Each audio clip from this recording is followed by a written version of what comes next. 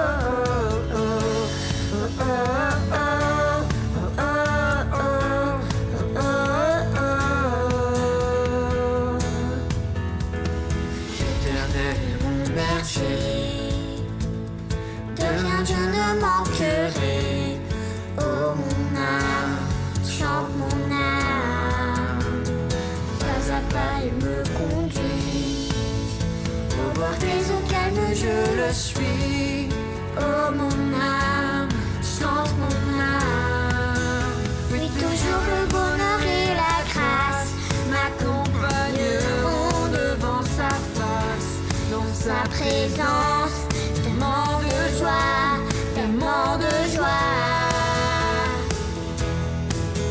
Le temps qu'il se trouve auprès de moi, aucun mal, mon âme, tu ne craindras.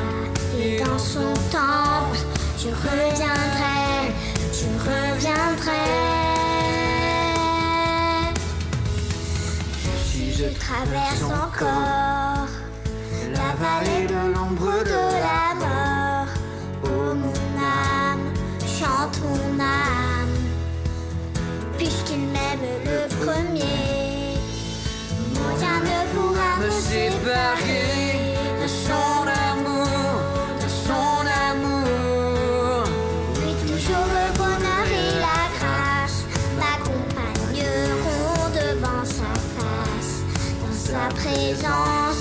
Tellement de joie, tellement de joie. Mais tant qu'il se trouve auprès de moi, aucun mal, mon âme, tu ne craindras. Et dans son temple, je reviendrai, je reviendrai. Yahweh,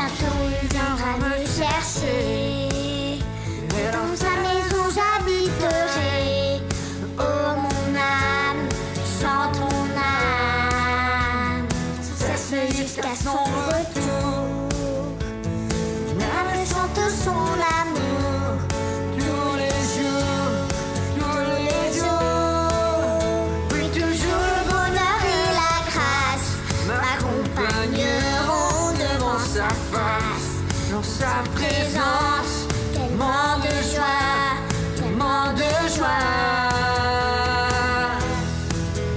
Et tant qu'il se trouve auprès de moi, aucun mal, mon âme, tu ne craindras.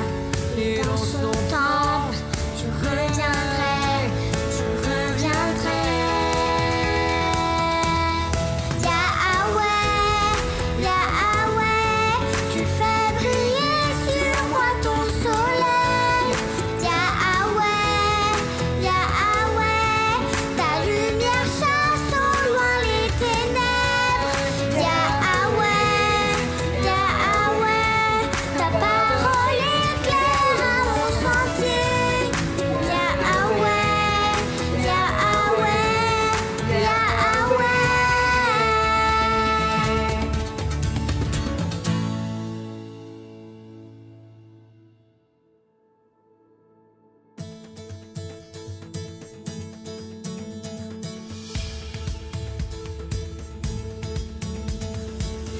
Tu brisais du péché le pouvoir. La force est en Christ, la force est en Christ. Si dans ton cœur tu veux le recevoir, la force est dans le sang de Christ. Je suis fort, fort, oui plus que vainqueur, par le sang de Jésus. Je suis fort, fort, oui plus que vainqueur, par le sang de Jésus, mon sauveur.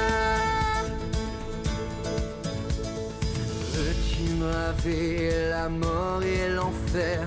La force est en Christ, la force est en Christ. Jésus d'homme au fait tomber tous les fers. La force est dans le sang de Christ. Je suis fort, fort, oui plus que vainqueur, par le sang de Jésus. Je suis fort, fort, oui plus que vainqueur, par le sang de Jésus, mon sauveur. Tu marchais toujours pur, triomphant. La force est en Christ, la force est en Christ. Pour te garder, Jésus est tout puissant. La force est dans le sang de Christ. Je suis fort, fort, oui plus que vainqueur, par le sang de Jésus. Je suis fort, fort, oui plus que vainqueur, par le sang de Jésus, mon sauveur.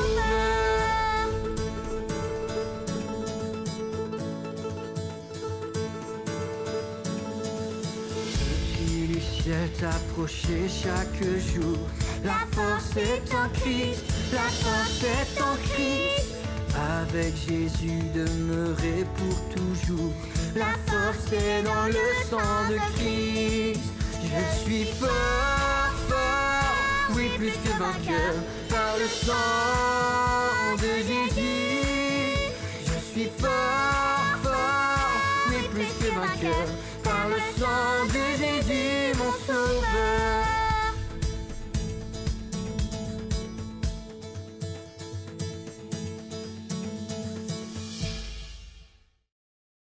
Ça fait du bien de juste orienter nos regards vers Dieu et se rappeler de tout ce qu'il a fait. Qu'il a cassé ce péché pour que justement nous puissions avoir une relation avec le Dieu de cet univers. S'il y a quelque chose que j'ai appris ou réappris pendant le confinement et le après, depuis plusieurs mois maintenant, c'est que ça nous a poussés à vraiment recentraliser ou recentrer sur ce qui est essentiel. Et encore une fois, c'est notre relation avec Dieu. Et quand on goûte, quand on vit cette relation, eh bien, quelque part, on est pris par la grandeur de Dieu. Et on dit juste majesté. Alors on va chanter ce chant et en exprimant d'où on était et d'où on était pris. Majesté, notre grand Dieu.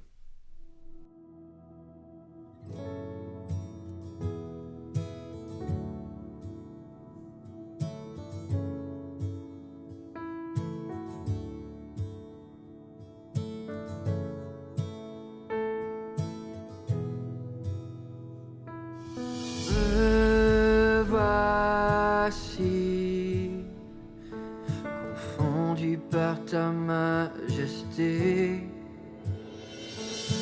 couvert par ta grâce illimitée, me voici, conscient du poids de mes fautes, couvert par le sang de l'agneau. Je sais l'amour le plus grand m'est donné. Tu as offert ta vie, le plus grand sacrifice.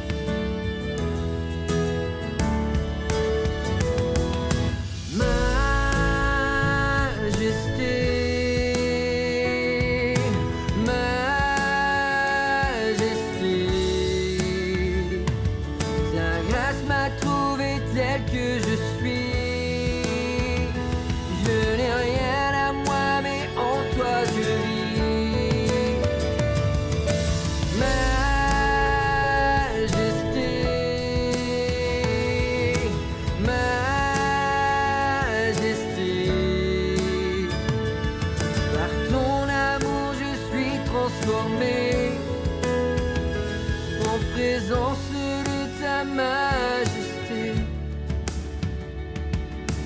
me voici, confondu par ton amour. Pardonne et je pardonne en retour.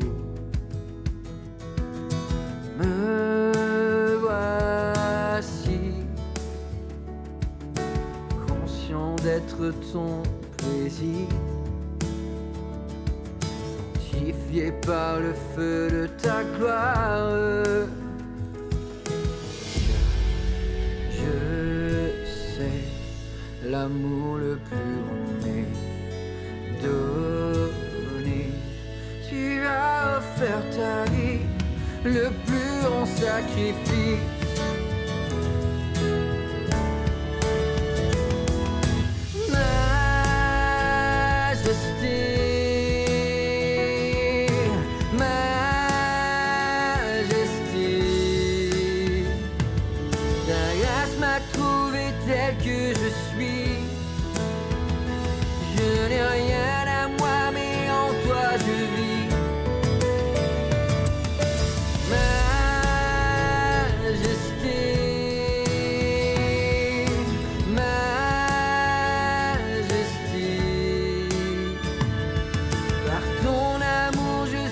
Transformé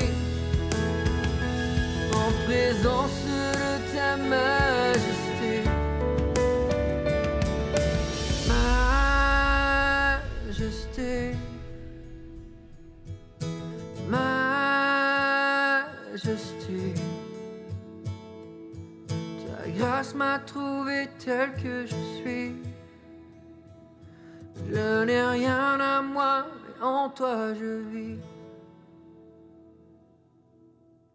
Je vous invite maintenant à prendre deux moments de prière. Pour la première temps, on va juste remercier Dieu pour cette relation que nous avons avec lui. C'est juste formidable, incroyable même, de penser qu'il nous a tant aimés et qu'il nous a lavés, qu'il nous a enlevé nos péchés. Donc remercions-lui pour cette relation.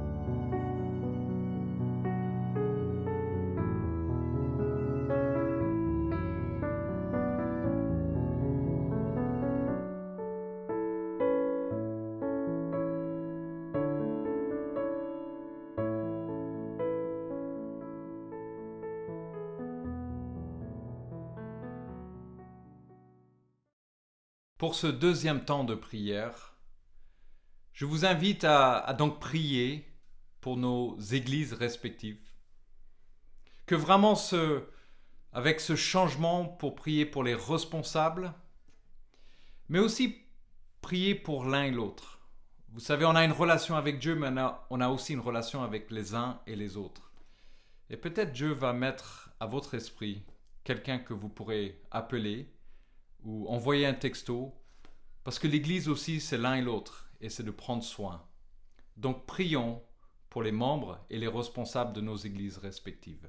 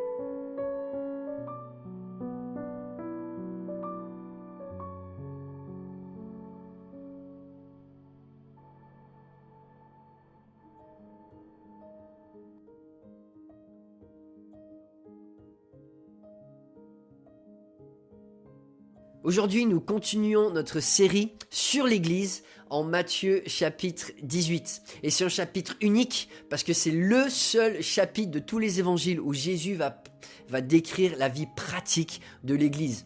L'Église est une entité qui vient après le ministère de Jésus. Jésus ne mentionne le terme que 2 fois. Et pour Jésus, à chaque fois qu'il mentionne l'Église, au chapitre 16 et au chapitre 18, c'est quelque chose d'intense. Quand Jésus parle de son assemblée, c'est vraiment sa famille. Et c'est quelque chose de précieux et c'est quelque chose qui doit être protégé. La première mention de l'Église, c'est en Matthieu 16. Et juste après cette première mention, il y a aussi la première mention du sacrifice que Jésus doit faire pour son Église. Suite à cette confession, il va dire « Je vais construire mon Église ». Il dit pour la première fois à ses disciples « Je vais aussi mourir ». Il faut que je meure, il faut que je souffre, parce que sans cette réalité, il ne peut pas y avoir d'église. Jésus, pour construire cette église, va tout donner. C'est une église précieuse et c'est une église qu'il doit protéger. Et c'est ce qu'on voit tout au long du chapitre 18 où Jésus va décrire cette vie de l'église qu'il met en parallèle avec la vie de famille. Et il va comparer le salut à cette attitude des petits-enfants qui sont humbles, qui sont dépendants, qui ont confiance à leurs parents. Et on le sait, le parallèle ne s'arrête pas là parce que des petits-enfants, ça a aussi besoin d'être protégé. Si vous avez des enfants, si vous avez eu des enfants, vous savez de quoi je parle. L'importance de veiller sur les enfants. C'est un travail non-stop. On veille sur les enfants pour pas qu'ils soient en danger à l'extérieur de la maison comme à l'intérieur de la maison. On veille sur les enfants pour qu'ils développent leur langage. On veille sur les enfants pour qu'ils aient des activités constructives. On veille sur les enfants pour qu'ils aient une alimentation équilibrée. On veille sur les enfants pour qu'ils n'apprennent pas des mauvais comportements. On veille sur les enfants dans tous les domaines et il n'y a vraiment pas de fin. Et avec mon épouse, on a 3 enfants qui sont encore jeunes et surtout quand ils sont en bas âge, et c'est le terme que Jésus utilise ici dans le grec, les petits enfants au chapitre 18, c'est un âge où ils essayent vraiment de se mettre en danger des pires situations possibles. Nos enfants, ils ont essayé de mettre les doigts dans les prises, ils se sont détachés la ceinture en voiture, ils ont essayé de traverser les rues sans regarder, ils ont essayé d'escalader les fenêtres du 6e étage pour se mettre au bord, ils ont essayé de se nourrir avec tout ce qu'ils trouvaient, que ce soit des bonbons par terre, de l'herbe, de la nourriture de chien. On a même un enfant qui a essayé de manger sa propre couche qui était usée. Et voilà, les enfants ont constamment besoin d'être protégés. Et c'est rassurant aussi que Jésus, dans ce même passage, va nous décrire que les tout petits ont une armée d'anges qui veillent sur eux. Parce qu'on le sait, si Dieu n'intervenait pas, je pense qu'il sauve des vies constamment du danger dans lequel on se met, et surtout les tout petits. Le roi David, dans l'Ancien Testament, nous décrivait comme le troupeau de Dieu. Il est le bon berger, nous sommes des moutons, et on le sait bien, un mouton, ça a vraiment besoin de son berger. Et Jésus, avec une image un peu similaire, nous décrit comme des petits-enfants. Des petits-enfants qui avons absolument besoin d'un père qui prend soin de nous dans toutes les situations. Et comme les petits-enfants se mettent en danger de manière physique, on le sait bien, nous, en tant que petits-enfants spirituels, nous nous mettons en danger face au péché constamment. Constamment, nous prenons des décisions stupides. Constamment, nous faisons des mauvais choix. Constamment, nous laissons emporter par la tentation. Et constamment, Dieu doit prendre ce rôle de Père qui veille sur nous pour nous protéger et pour nous garder proches de lui et pour que sa famille puisse réellement jouir de tous les bénéfices de ce que ça veut dire d'être dans la famille de Dieu. Je vous invite à lire avec moi Matthieu 18. On va recommencer à partir du verset 1 et on va aller jusqu'au verset 14. À ce moment-là, les disciples s'approchèrent de Jésus et dirent « Qui donc est le plus grand dans le royaume des cieux ?» Jésus appela un petit enfant, le plaça au milieu d'eux et dit « Je vous le dis en vérité, si vous ne vous convertissez pas et si vous ne devenez pas comme les petits-enfants, vous n'entrerez pas dans le royaume des cieux. C'est pourquoi celui qui se rendra humble comme ce petit enfant sera le plus grand dans le royaume des cieux. Et celui qui accueille en mon nom un petit enfant comme celui-ci m'accueille moi-même. Mais si quelqu'un fait trébucher un seul de ces petits qui croient en moi, il vaudrait mieux pour lui qu'on suspende à son cou une meule de moulin et qu'on le jette au fond de la mer. Malheur au monde à cause des pièges, les pièges sont inévitables, mais malheur à l'homme qui en est responsable. Si ta main ou ton pied te pousse à mal agir, coupe-les et jette-les loin de toi. Mieux vaut pour toi entrer dans la vie boiteux ou manchot que d'avoir 2 pieds ou 2 mains et d'être jeté dans le feu éternel. Et si ton œil te pousse à mal agir, arrache-le et jette-le loin de toi. Mieux vaut pour toi entrer dans la vie avec un seul œil que d'avoir 2 yeux et d'être jeté dans l'enfer de feu. Faites bien attention de ne pas mépriser un seul de ces petits, car je vous dis que leurs anges dans le ciel sont continuellement en présence de mon Père céleste. Qu'en pensez-vous ? Si un homme a 100 brebis et que l'une d'elles se perde, ne laisse-t-il pas les 99 autres sur les montagnes pour aller chercher celle qui s'est perdue ? Et s'il la trouve, je vous le dis en vérité, il en a plus de joie que des 99 qui ne sont pas perdus. De même, ce n'est pas la volonté de votre Père céleste qui ne se perde un seul de ces petits. Jésus, dans tout ce chapitre, va faire le rapprochement entre l'Église et la famille de Dieu.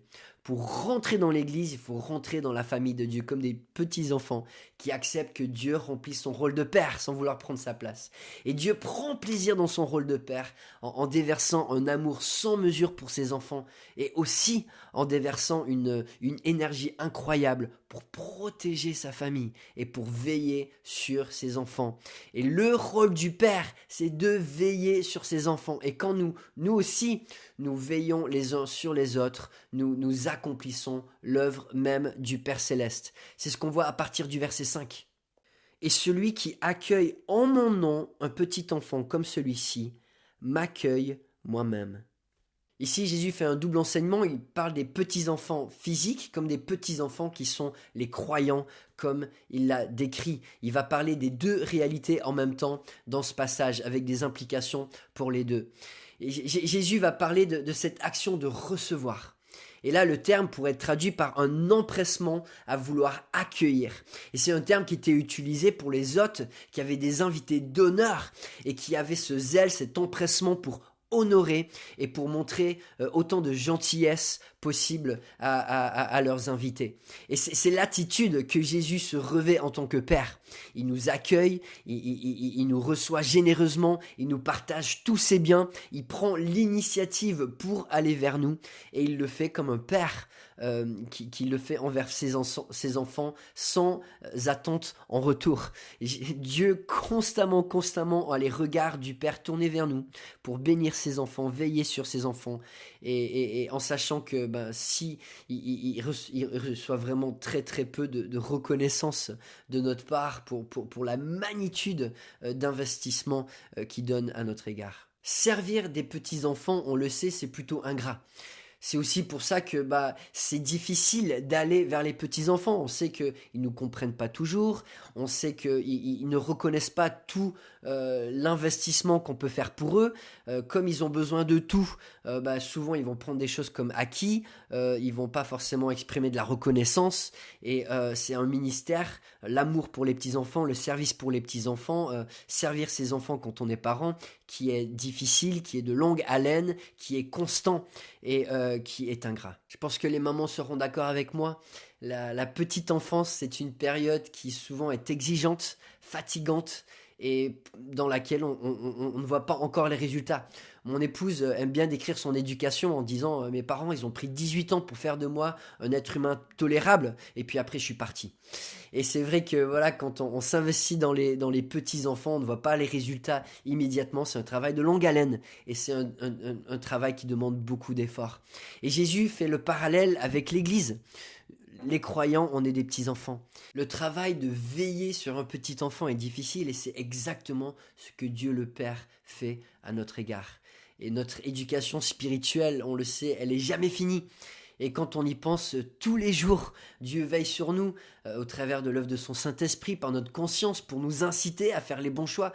Il veille sur nous alors que tous les jours, on pêche. Il veille sur nous pour pas qu'on ait des paroles blessantes, pour pas qu'on ait des mauvaises actions, pour pas qu'on utilise mal notre temps, notre énergie, nos ressources. Et tous les jours, on chute. Tous les jours, on faillit. Et tous les jours, Dieu persévère avec patience à nos côtés pour nous aider à pouvoir avancer malgré nos immaturités, malgré nos faiblesses, malgré nos défauts, comme un père qui accompagne son enfant sans compter les heures, sans compter les efforts, sans compter l'énergie.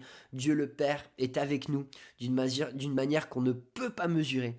Et du coup, c'est l'encouragement que Jésus va faire pour l'Église. Quand on veille sur un petit, sur un autre croyant, comme sur les enfants, on est en train de refléter le cœur même de Dieu le Père. On s'investit au cœur de l'œuvre de Dieu le Père, qui prend plaisir à prendre soin de ses petits-enfants. Et c'est une œuvre surnaturelle. C'est une œuvre surnaturelle. Et c'est pour ça que je suis tellement reconnaissant pour tous ceux qui ont à cœur les petits-enfants.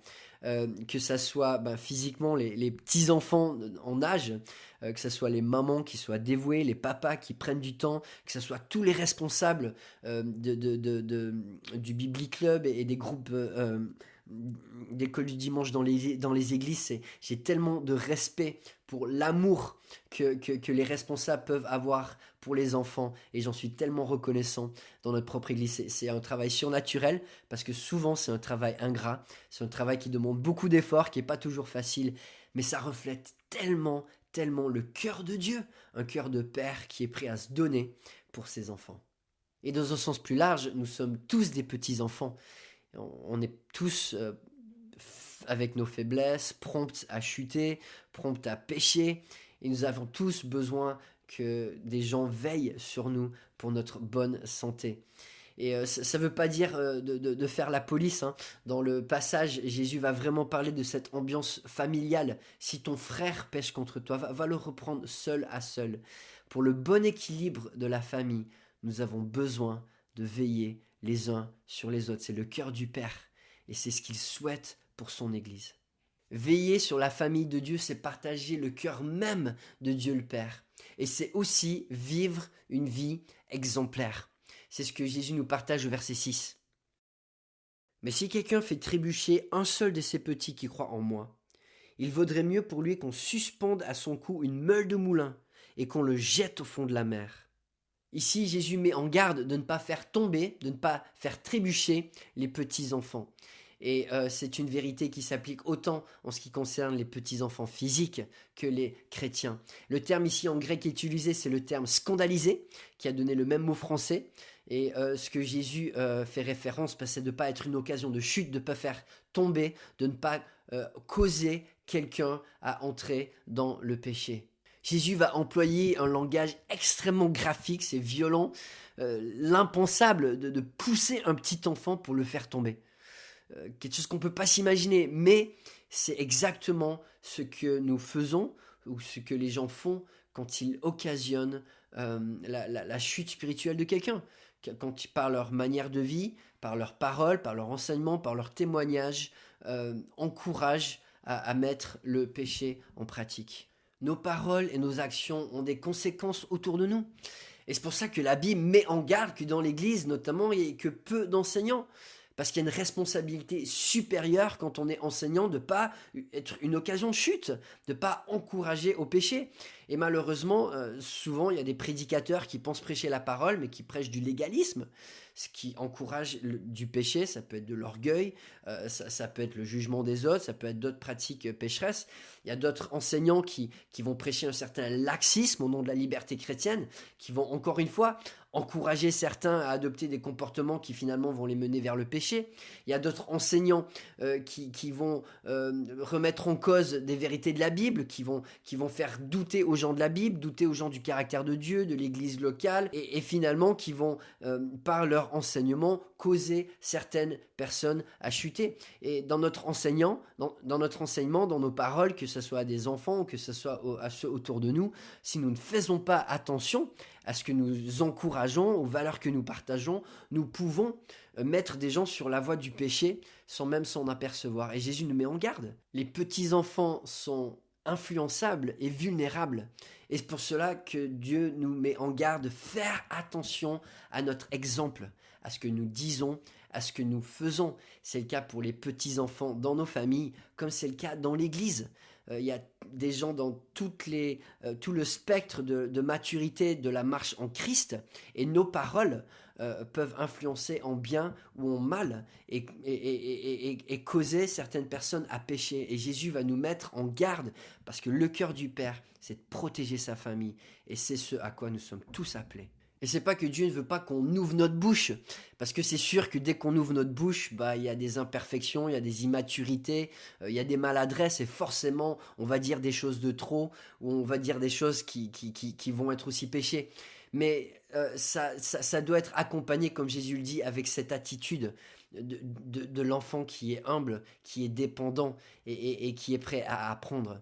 Et souvent je dis à mes enfants, que voilà, ils savent de toute façon que leur papa n'est pas parfait, mais qu'ils ont toute liberté pour me reprendre si j'ai des paroles ou si j'ai des actions qui sont mal placées. Et c'est aussi extrêmement important quand mes enfants me voient pécher, que je me repente devant eux et que je nomme péché ce qui est péché, pour que eux savent que quand je pêche, c'est pas un comportement à imiter et à accepter. Et c'est pareil dans l'église locale, je le dis souvent à mon église, si j'enseigne quelque chose qui n'est pas équilibré, qui n'est pas clair, qui est à côté de la plaque, ou si dans mon comportement il y a des choses qui ne sont pas conformes à la parole, mais les membres ont toute liberté de me reprendre.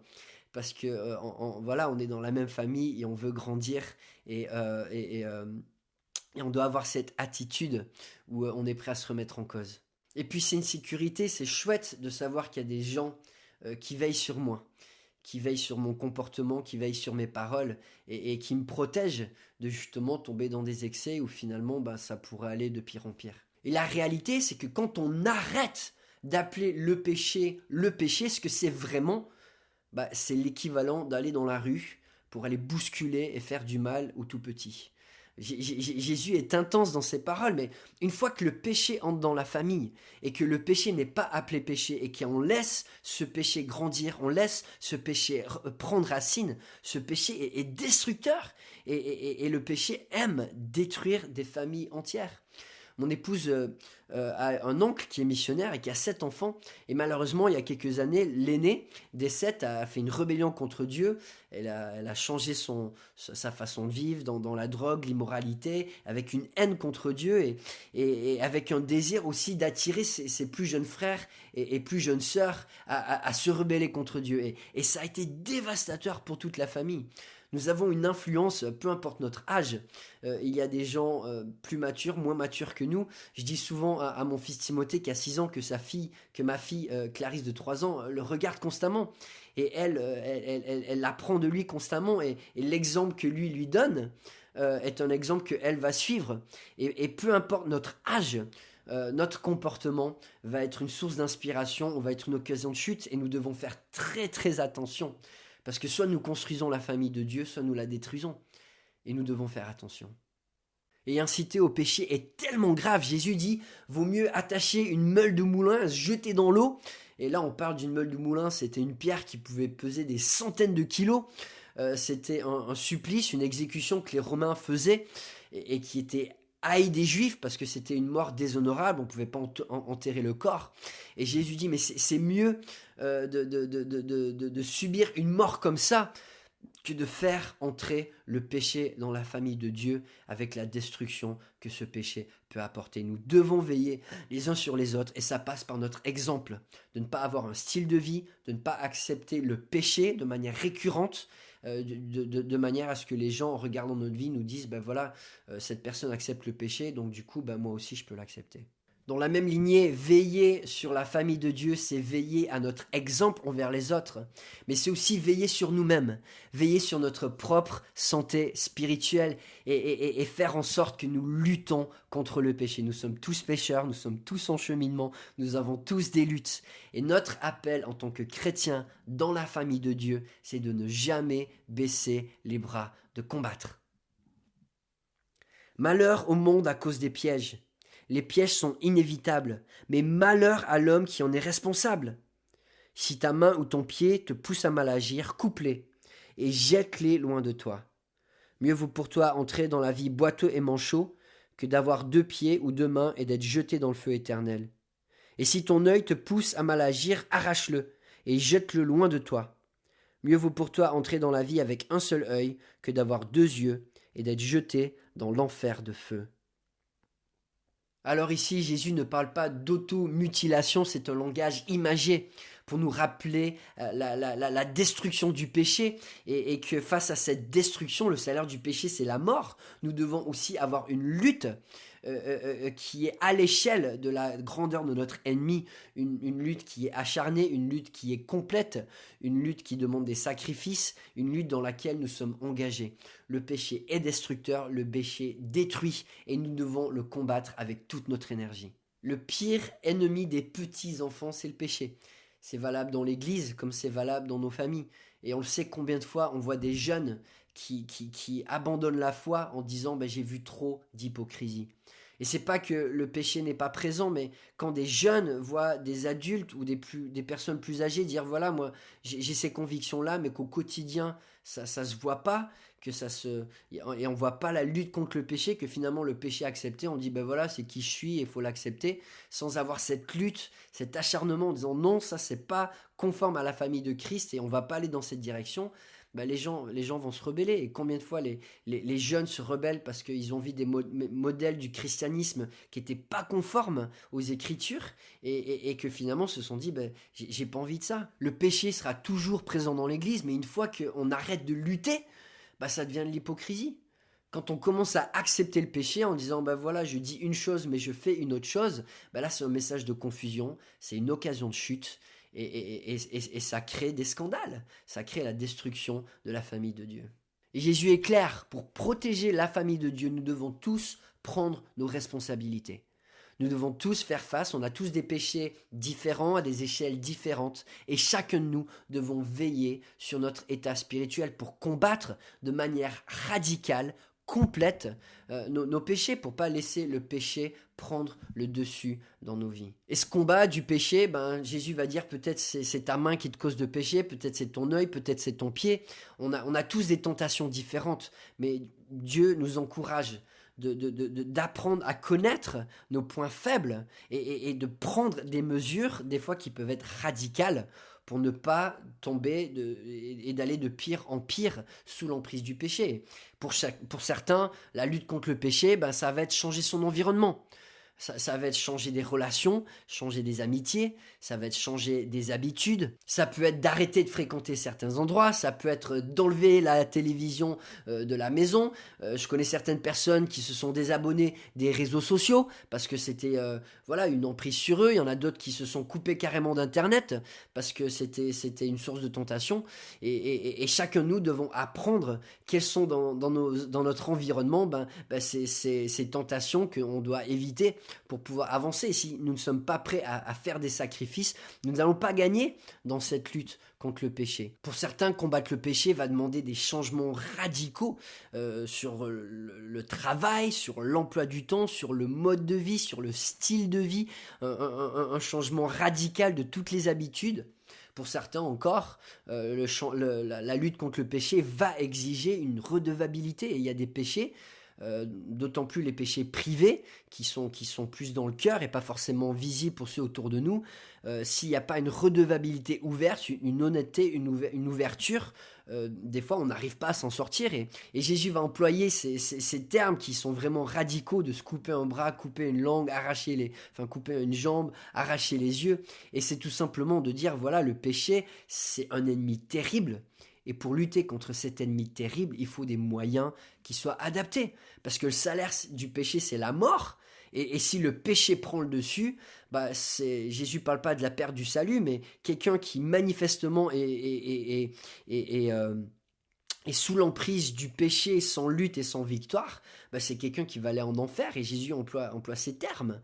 Que celui qui est vaincu par le péché, sa fin sera l'enfer, et c'est terrible.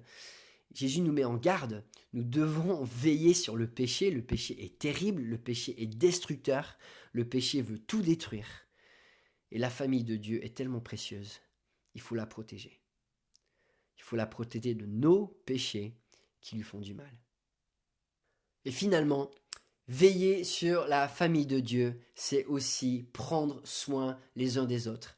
Et dans ce passage, Jésus va donner 2 images qui reflètent cela. Celle des anges protecteurs que Dieu a choisis pour entourer ses enfants, protéger ses enfants. Et encore cette image du bon berger qui va chercher la brebis perdue pour la ramener à lui. Faites bien attention de ne pas mépriser un seul de ces petits. Car je vous dis que leurs anges dans le ciel sont continuellement en présence de mon Père céleste. Qu'en pensez-vous ? Si un homme a 100 brebis et que l'une d'elles se perde, ne laisse-t-il pas les 99 autres sur la montagne pour aller chercher celle qui s'est perdue ? Et s'il la trouve, je vous le dis en vérité, il en a plus de joie que des 99 qui ne sont pas perdus. De même, ce n'est pas la volonté de votre Père céleste qui ne se perde un seul de ces petits. Au 2e chapitre de son livre, le prophète Zacharie va décrire que quand quelqu'un touche au peuple de Dieu, il touche à la prunelle de Dieu. Et on le sait, on a toujours cette expression en français, on tient à quelqu'un, on tient à quelque chose comme à la prunelle de notre œil. Et c'est comme ça que Dieu voit l'Église, sa propre famille. Et c'est d'une importance primordiale. C'est comme la vue, c'est comme la vie, c'est comme la lumière. Pour Dieu, sa famille est tellement précieuse. Quand on touche sa famille, on touche à la prunelle de son œil. La prunelle, c'est hyper important, mais c'est aussi hyper sensible. Et quand on touche à la famille de Dieu, quand on laisse le péché entrer dans la famille de Dieu, c'est comme si on essayait de mettre le doigt dans l'œil de Dieu. Alors c'est sûr, dans l'église de Dieu, il y a de tout, des tempéraments plus chauds, des tempéraments plus froids, toutes sortes de personnalités. Mais Dieu nous met en garde de ne pas mépriser ses enfants, parce qu'ils sont ses enfants. Et ils ont une équipe d'anges qui sont constamment en sa présence pour plaider leur cause. Dieu aime chacun de ses enfants. Et il n'y a pas un seul chrétien qui n'a pas une armée d'anges prête à venir le soutenir. Et Dieu, en tant que père, met tellement d'énergie, tellement de ressources pour protéger sa famille. C'est vraiment contraire et une offense de s'en prendre à son peuple. Et Dieu nous met en garde de ne pas se mépriser les uns les autres. C'est le contraire de l'amour, c'est le contraire de ce à quoi nous sommes appelés. Et oui, on est bien différents, mais dans l'Église, nous devons apprendre à se respecter, à s'honorer et à s'aimer. Et oui, le mépris, c'est tellement facile.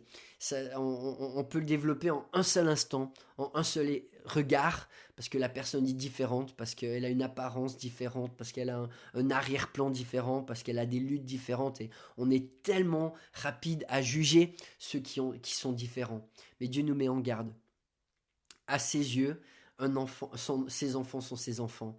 Et on rigole pas avec ça. On ne touche pas à la famille de Dieu. On est appelé à s'aimer les uns les autres, ça c'est notre appel. Et dans la famille de Dieu, dans l'église de Dieu, nous devons veiller les uns sur les autres et prendre soin les uns des autres, même malgré nos différences, malgré nos imperfections et malgré la réalité que le péché sera toujours parmi nous. Et finalement, Jésus va finir ce passage en nous rappelant que dans l'église, il y aura toujours des personnes qui auront des hauts et des bas, et qui vont s'égarer par moments.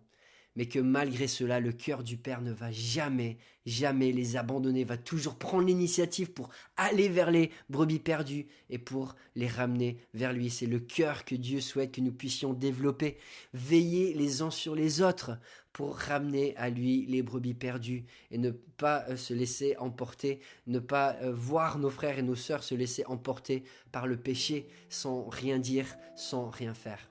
Quand j'étudie la parole de Dieu pour prêcher, j'aime beaucoup penser à voix haute.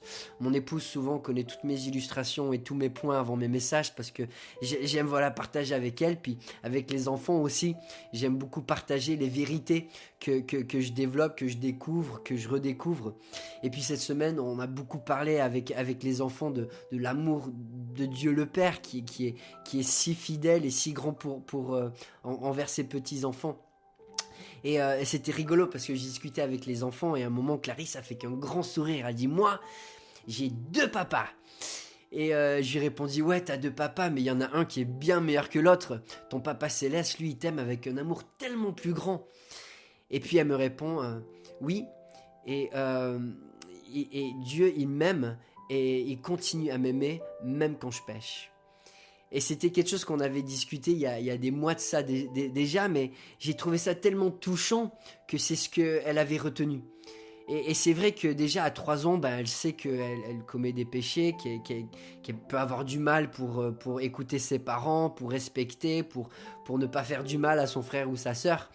Et pour elle, une des vérités les plus rassurantes, c'est de savoir que malgré ses imperfections à elle, il y a un Dieu qui est toujours là et qui la balaye pas, qui l'abandonne pas, mais qui continue de l'aimer, continue d'être présent. Et c'est une vérité qui est tellement merveilleuse.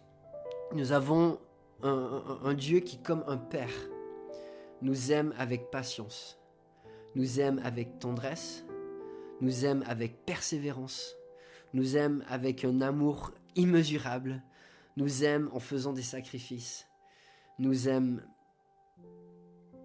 constamment. Et on a un Père merveilleux. Son cœur, c'est un cœur qui veille sur nous pour que nous puissions vivre quelque chose dans sa famille qui soit vraiment fort.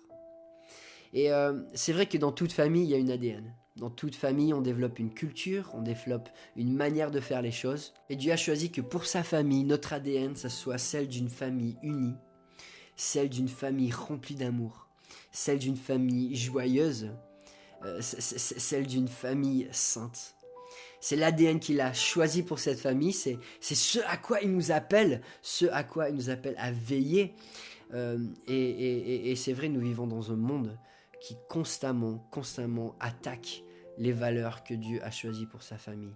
Et c'est pour cela que nous devons se protéger les uns les autres, veiller sur notre propre marche chrétienne et veiller sur ceux qui sont autour de nous. C'est un appel précieux parce que la famille de Dieu est précieuse et les bénéfices de faire partie de cette famille sont infinis et éternels. Prions ensemble. Oui, Père Céleste, quel privilège de pouvoir t'appeler papa, de pouvoir t'appeler Père. Et on n'a pas idée de ton investissement de Père envers nous, de l'énergie, de l'amour, de tout ce que tu nous donnes, de tout ce que tu cherches à nous donner. Tu es un bon père, tu es un berger, tu es un protecteur. Apprends-nous à partager ton cœur pour ta famille, d'aimer ton Église, d'aimer ta famille et de veiller à la bonne santé de ton Église pour laquelle tu as envoyé ton Fils qui a donné sa vie pour que nous puissions être adoptés et connaître toute la richesse de ton amour. Et c'est en son nom qu'on prie. Amen. Merci Philippe pour ce message pertinent. Et c'est aussi essentiel, d'avoir une relation avec notre Dieu, mais aussi d'avoir une relation avec les uns et les autres dans l'église locale. Et je vous invite aussi, si vous n'avez pas d'église locale, de retrouver, de connecter avec d'autres personnes. Maintenant, ce qui est essentiel, c'est que le seul chemin pour arriver au ciel, c'est à travers Jésus-Christ. Et dans le livre de Jean, chapitre 14, le verset 6, c'est écrit « Jésus lui dit, je suis le chemin, la vérité et la vie. Nul ne vient au Père que par moi. » Et c'est maintenant où j'aimerais qu'on chante en Jésus seul, parce que c'est seulement à travers lui que nous pouvons avoir une relation avec Dieu et aussi avec l'un et l'autre.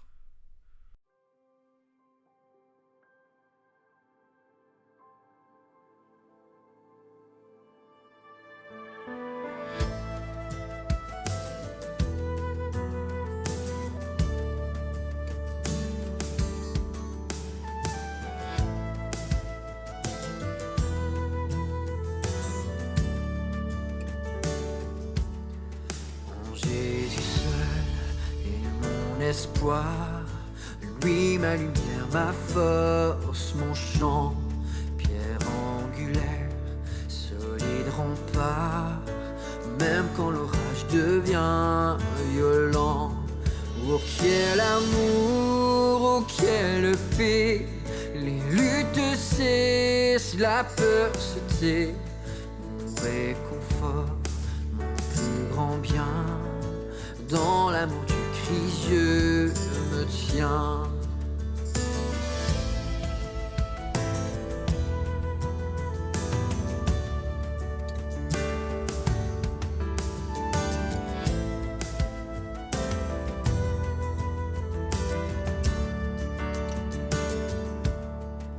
En Jésus seul, Dieu s'est fait chair, dans un enfant, oh quel mystère, ce don d'amour, de sainteté, aïe par ceux qu'il vint sauver. Jusqu'à la croix, il s'est livré, sur lui la colère est tombée. Tous mes péchés, il les a pris, par l'amour de Jésus, je vis.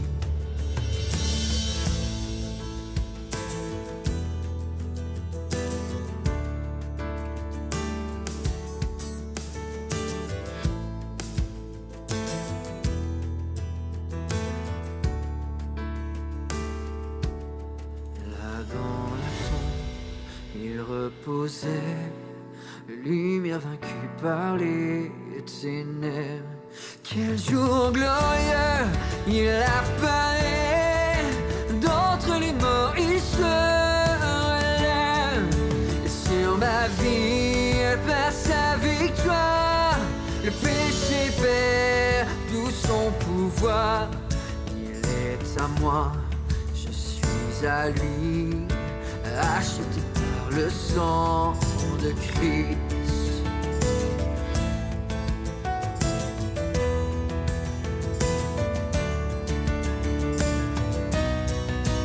Je vis en paix, je meurs sans crainte, gardé par la puissance de Christ.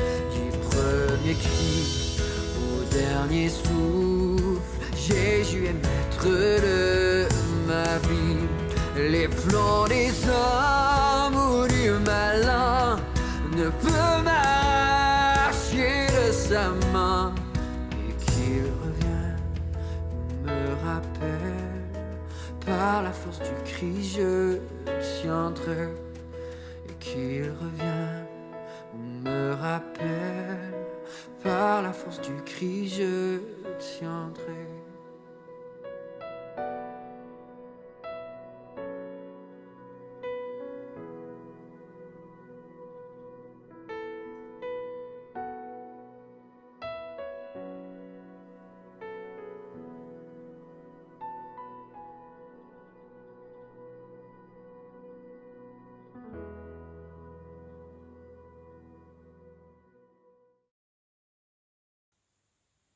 Bonjour, c'est Jérôme de l'église de Trévoux. Je vous invite maintenant à prier. Merci Seigneur pour ce culte de ce matin que nous avons pu vivre ensemble. Merci parce que malgré la distance, malgré parfois encore l'isolement, nous pouvons nous réunir pour célébrer ton nom, se rappeler qui tu es, le grand Dieu vivant, celui qui a offert son Fils sur la croix pour racheter notre péché et nous offrir la vie éternelle. Merci Seigneur pour ton esprit qui ce matin encore nous permet d'avancer un peu plus vers toi. Je te prie Seigneur vraiment que tu puisses prendre soin de tous tes enfants et qu'on puisse trouver une application concrète, un petit pas de plus en avant vers toi. Je te remets vraiment nos églises Seigneur ce matin, malgré les difficultés aussi d'organisation, d'isolement peut-être encore de certains. Je prie vraiment qu'on soit une église d'amour et d'attention les uns pour les autres. Je te remets les autorités de nos villes, de notre pays. Il y a encore tant à faire, tant à organiser, tant de gens mécontents, tant de décisions à prendre qui sont parfois difficiles. Je te prie vraiment que tu puisses poser aussi ta main sur eux et leur donner la sagesse nécessaire pour avancer dans la bonne direction. Au nom de Jésus. Amen. Voilà, nous venons de passer un moment agréable ensemble où on s'est refocalisé sur l'essentiel. Notre culte maintenant touche à sa fin et on aura la joie de se retrouver dimanche prochain si Dieu le veut. Bon dimanche.